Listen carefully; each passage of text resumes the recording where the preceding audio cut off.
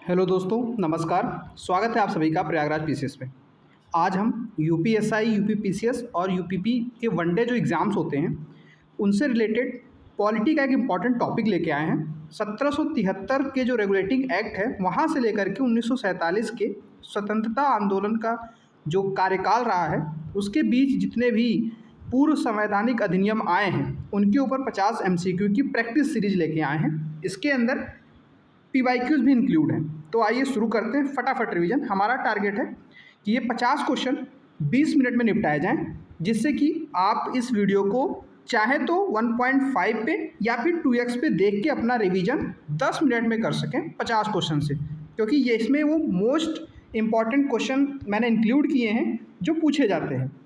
तो चलिए, आपसे बस एक रिक्वेस्ट है, चैनल को सब्सक्राइब करके इसको शेयर कर दीजिएगा। चलिए शुरू करते हैं। पहला, रेगुलेटिंग एक्ट 1773 से प्रारंभ करते हैं। रेगुलेटिंग एक्ट 1773 के अंतर्गत भारत में किस न्यायालय की स्थापना हुई थी? तो सुप्रीम कोर्ट की स्थापना हुई थी और उसका हेडक्वार्टर कहाँ बनाया गया था? कलकत्ता के अंदर। और इस सुप्रीम कोर्ट की स्थापना कब हुई थी? तो 1774 के अंदर, आपको याद रखना है। उसके बाद इसके अंदर कितने जजेस थे? तो 1+3 का सिस्टम था, मतलब 3 जज थे और एक चीफ जस्टिस थे। चीफ जस्टिस का नाम आपको याद रखना है, एलिजा इम्फे। ठीक है, एलिजा इम्फे। मैं इंग्लिश में लिख दे रहा हूँ, हिंदी में आप लिख लीजिएगा, सेम ही नाम है। ठीक है, एलिजा इम्फे। तो ये क्वेश्चन हो गया। क्वेश्चन नंबर 2 देखते हैं। रेगुलेटिंग एक्ट 1773 के द्वारा किस पद का निर्माण हुआ था? तो रेगुलेटिंग एक्ट 1773 ने गवर्नर जनरल ऑफ बंगाल नाम के एक पद का निर्माण किया था। ठीक है, तो ये सिंपल क्वेश्चन है। पहले गवर्नर जनरल बंगाल कौन थे? तो वॉरेन हेस्टिंग। ठीक है, वॉरेन हेस्टिंग नाम था उनका, जो बंगाल के पहले गवर्नर जनरल बने। ये नाम आपको याद रखना है। आइए आगे चलते हैं। रेगुलेटिंग एक्ट के तहत पहली बार किसे गवर्नर जनरल बनाया गया? मैंने आपको पहले ही बता दिया, वॉरेन हेस्टिंग। ठीक है, चलिए आगे चलते हैं। रेगुलेटिंग एक्ट ने किस परिषद की स्थापना की थी? तो कार्यकारी परिषद की। रेगुलेटिंग एक्ट 1773, ये ईयर एकदम रट लीजिएगा, 73 के द्वारा कार्यकारी परिषद, जिसे इंग्लिश में एग्जीक्यूटिव कमिटी भी कहते हैं, ठीक है, उसकी स्थापना की गई थी। आइए आगे चलते हैं। रेगुलेटिंग एक्ट किस उद्देश्य से लाया गया था? क्या उद्देश्य था?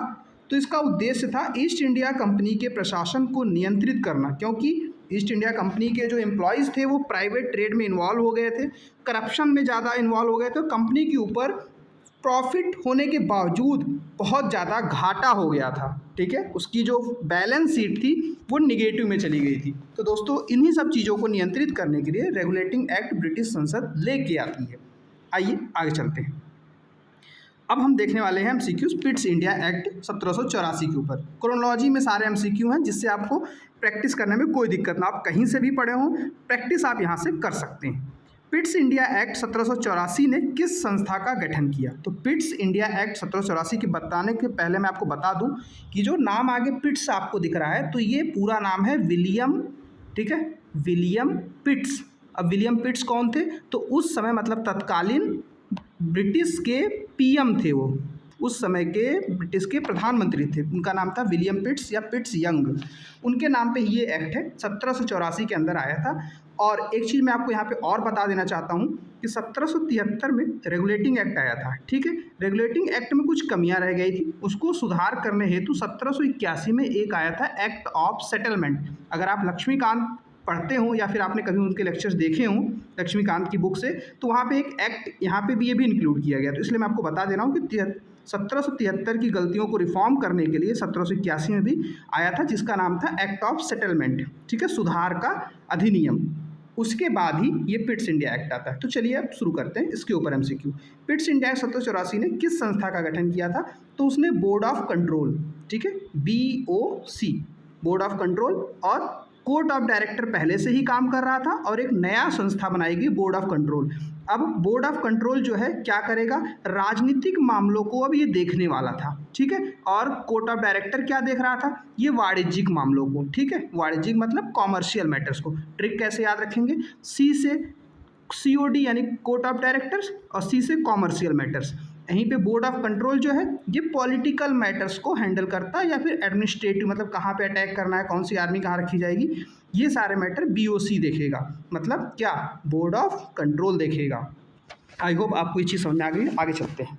पिट्स इंडिया एक्ट ने कंपनी के प्रशासन को कितने भागों में विभाजित किया था? तो पिट्स इंडिया एक्ट ने कंपनी के प्रशासन को 2 भागों में विभाजित किया था। कौन कौन से? मैंने बता ही दिया, एक है बोर्ड ऑफ कंट्रोल और एक कोर्ट ऑफ डायरेक्टर। चलिए आगे चलते हैं।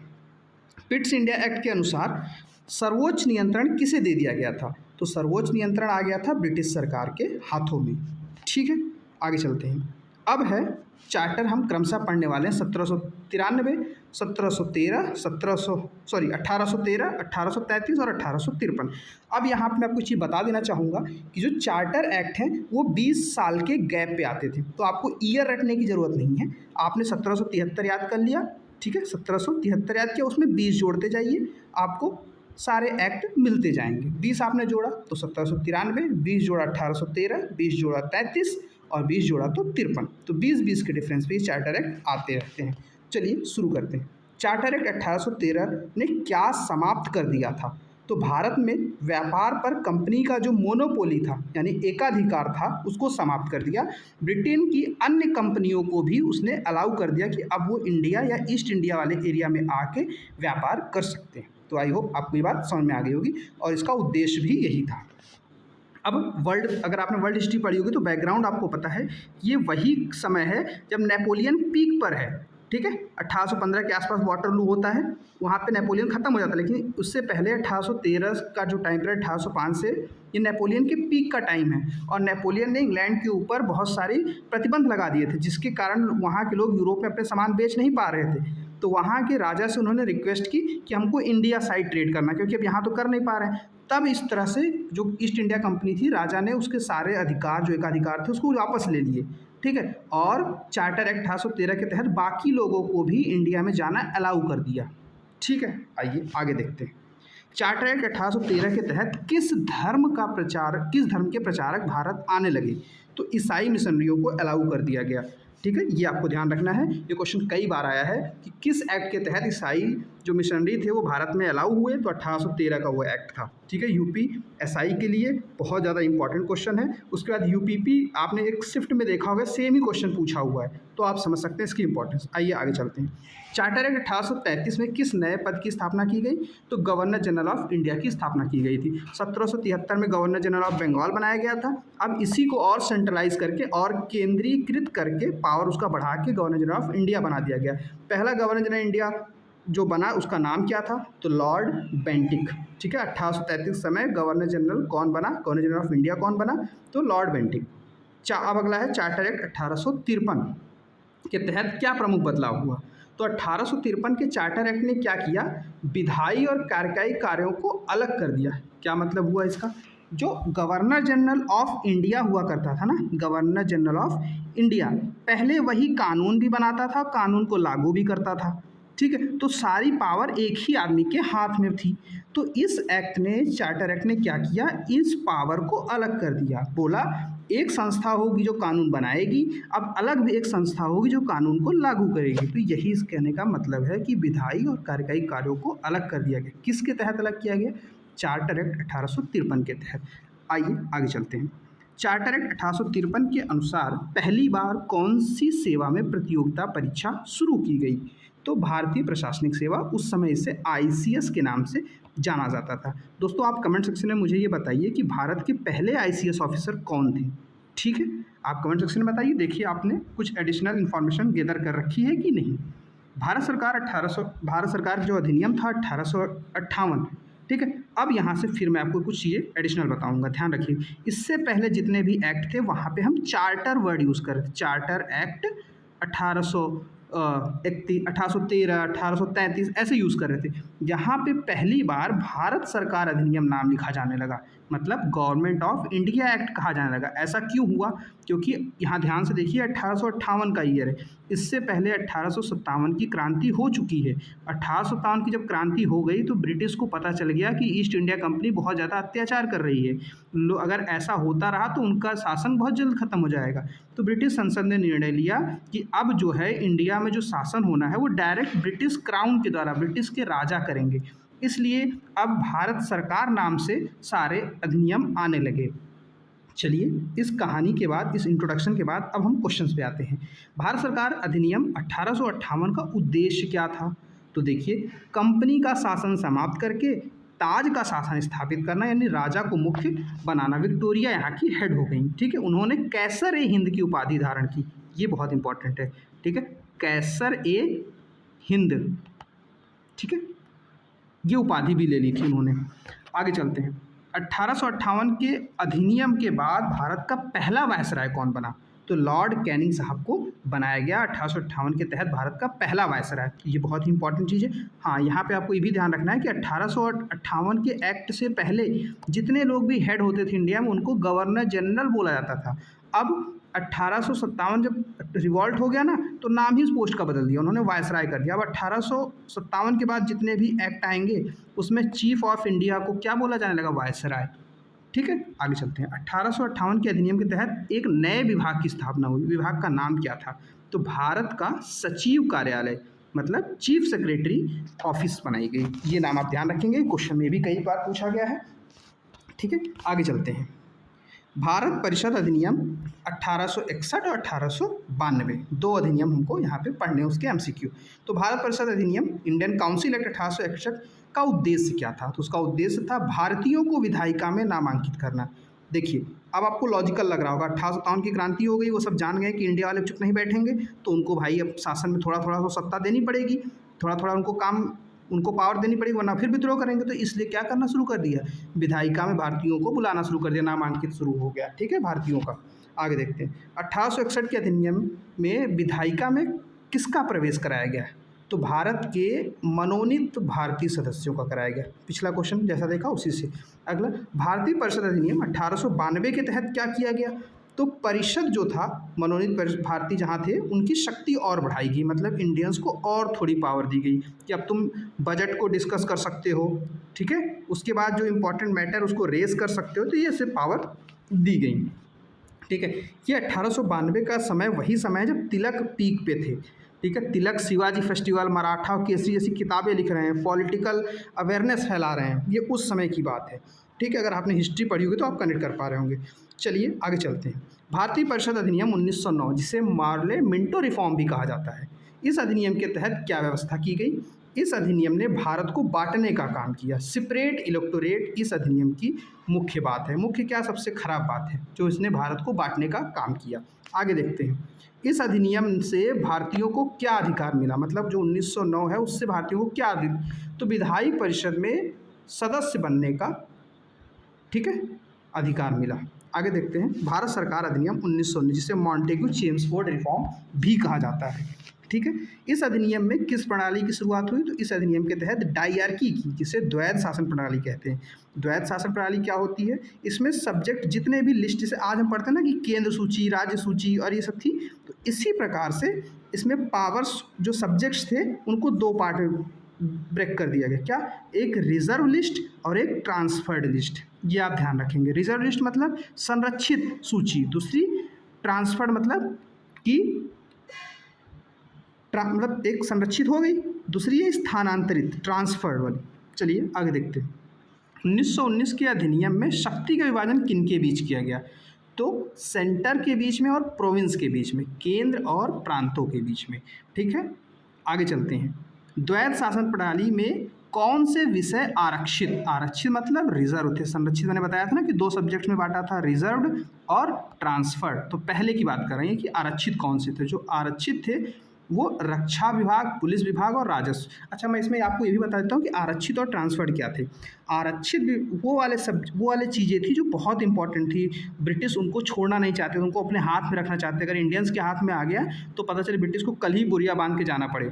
और ट्रांसफर सब्जेक्ट वो थे जो बहुत इंपॉर्टेंस नहीं थे, वो इंडिया को भी दे दो तो कोई दिक्कत नहीं। जैसे लोकल गवर्नेंस हो गया, है ना, ऐसे मैटर जो बहुत ही पंचायती राज मैटर जो बहुत ज़्यादा इंपॉर्टेंस के नहीं थे, वो दे दिया कि अरे ठीक है तुम लोकल गवर्नेंस संभालो, बाकी जो इंपॉर्टेंट पैसा है, पुलिस है, कम्युनिकेशन है, ये सब चीज़ें हम रखेंगे। तो वो ब्रिटिश के जो उस समय हेड हुआ करते थे वायसराय, उन्होंने अपने पास रखी हुई थी। ठीक है, उनके पास, जैसे आज के समय में प्रेसिडेंट के पास अपना होता है ना कि वो ऑर्डर दे सकता है, ठीक है, प्रोमलगेट कर सकते हैं, उसी हिसाब से उनके पास भी उस समय होता था। आगे चलते हैं। भारत सरकार अधिनियम 1935 का 1935 का भारत सरकार अधिनियम मतलब गवर्नमेंट ऑफ इंडिया एक्ट 1935 का सबसे बड़ा योगदान क्या है? भारतीय संविधान की नींव इसका सबसे बड़ा योगदान है। 1935 अधिनियम में ने भारत को क्या रूप देने की कोशिश की, मतलब कौन सा नया फॉर्म देने की कोशिश की? तो फेडरल, इंडिया को फेडरल स्टेट बनाने की कोशिश की। ठीक है, आगे चलते हैं, क्योंकि अगर आपने पढ़ा हो, ठीक है, क्योंकि ये एमसीक्यू प्रैक्टिस है तो आपने पढ़ा ही होगा ही, नहीं तो फिर आप इस पूरे मैंने सेपरेट वीडियो में कराया भी है तो आप वहाँ देख सकते हैं। तो इस एक्ट के तहत क्या किया गया, एक ऑल इंडिया फेडरेशन बनाने की कोशिश की गई जिसके अंदर सारे प्रोविंस इंक्लूड किए गए और प्रिंसली स्टेट्स, तो उसी की बात कर रहा था। हमने संघीय राष्ट्र बनाने की कोशिश की गई थी। गवर्नमेंट ऑफ इंडिया एक्ट 1935 अधिनियम के अंतर्गत शक्तियों को कितनी सूचियों में बांटा गया? तो 3 सूचियों में।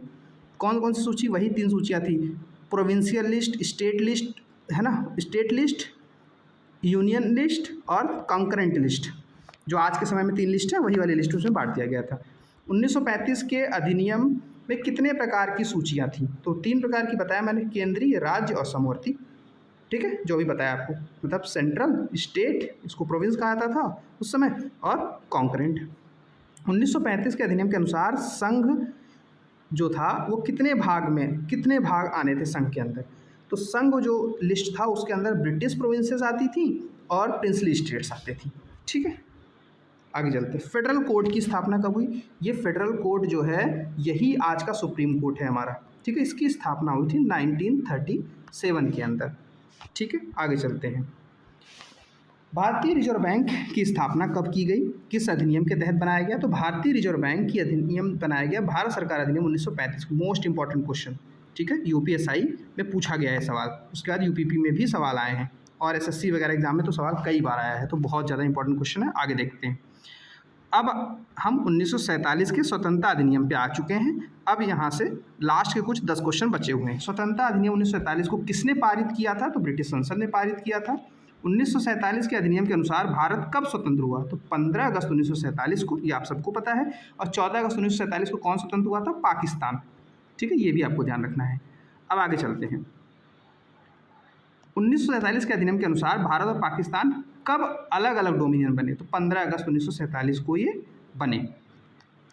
भारतीय स्वतंत्रता अधिनियम के अनुसार भारत के 2 हिस्सों का क्या नाम था? मतलब जो 2 डोमिनियन बने थे उसके क्या नाम थे? भारत मतलब इंडियन डोमिनियन और पाकिस्तान डोमिनियन।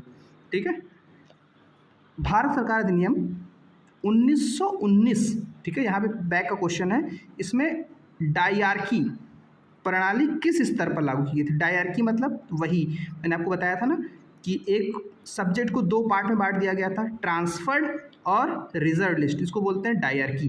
तो प्रोविंशियल लेवल पे लागू की गई। ठीक है, उसके बाद अगला है इंडियन काउंसिल एक्ट 1892 का क्वेश्चन। भारतीयों को किस प्रकार के अधिकार दिए गए? तो नॉमिनेटेड सदस्य के रूप में परिषद में इंडिया को मेंबरशिप दी गई थी। यहाँ ध्यान रखिएगा, नॉमिनेटेड मेंबर है, इलेक्शन का कोई जिक्र नहीं है अभी 1892 के अधिनियम में। आगे चलते हैं। चार्टर एक्ट 1833 के अनुसार गवर्नर जनरल को किस अधिकार से नवाजा गया था? तो 1833 ने गवर्नर जनरल को गवर्नर जनरल ऑफ इंडिया बना दिया। पहला गवर्नर जनरल ऑफ इंडिया कौन था? कमेंट सेक्शन में बताइए, हालांकि पहले हम डिस्कस कर चुके हैं। 1858 के भारत सरकार अधिनियम के बाद भारत के प्रशासन की जिम्मेदारी किसके पास आ गई? तो 1858 के बाद मैंने बताया था कि विक्टोरिया ने खुद अपने पास ले लिया था, है ना, तो ब्रिटिश क्राउन के पास आ गया था। चार्टर एक्ट 1853 ने किस सेवा की शुरुआत की? तो आईसीएस, भारतीय नागरिक सेवा की प्रतियोगी परीक्षा की शुरुआत की थी। पिट्स इंडिया एक्ट 1784 के द्वारा किसके नियंत्रण के लिए बोर्ड ऑफ कंट्रोल बनाया गया? मैंने बताया था कि ये पॉलिटिकल मैटर्स को सॉल्व करने के लिए बनाया गया। देखिए क्वेश्चन यहाँ रिपीट होने लगे, मैं शुरू में आपको कॉन्सेप्ट बता चुका हूँ। भारतीय परिषद अधिनियम 1909 जिसे पार्लियामेंट्री रिफॉर्म कहा था, सबसे महत्वपूर्ण काम क्या था? तो सेपरेट इलेक्टोरेट देना इसका सबसे महत्वपूर्ण काम माना जाता है। भारतीय सरकार अधिनियम 1935 ने भारत को किस प्रकार के संघीय ढांचे में विभाजित किया? तो वही 3 भागों में बांटा था, सेंट्रल, प्रोविंशियल और प्रिंसली स्टेट्स। ठीक है, तो इस तरह से अब हम आए हैं आखिरी के कुछ क्वेश्चन में। जो 35 का अधिनियम था, यानी गवर्नमेंट ऑफ इंडिया एक्ट 1935 के तहत केंद्रीय, प्रांतीय और जो विधानसभाएं थी उनको किस आधार पे उनके सदस्यों का इलेक्शन कराया गया था? तो निर्वाचन के आधार पे, मतलब यहाँ पे इलेक्शन का एलिमेंट डाला गया बट इनडायरेक्ट तरीके से हो रहा है। ठीक है, 1935 के अधिनियम में प्रांतों को किस प्रकार की ऑटोनॉमी स्वायत्तता मतलब आज़ादी दी गई, तो लिमिटेड स्वायत्तता दी गई, ठीक है, ये ध्यान रखना है।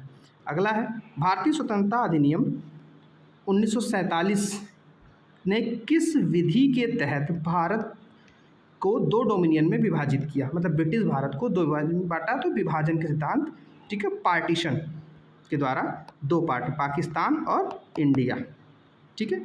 अब दोस्तों ये देखते हैं 1858 के भारत सरकार अधिनियम के तहत भारत में कौन शासन करने लगा, तो फिर से क्वेश्चन रिपीट हो गया है। चार्टर एक्ट 33 के बाद भारत के प्रशासन पर क्या प्रभाव पड़ा, तो गवर्नर जनरल की शक्तियों में बहुत वृद्धि हो गई और केंद्रीकरण हो गया, ठीक है, क्योंकि एक ही आदमी के पास सारी पावर चली गई।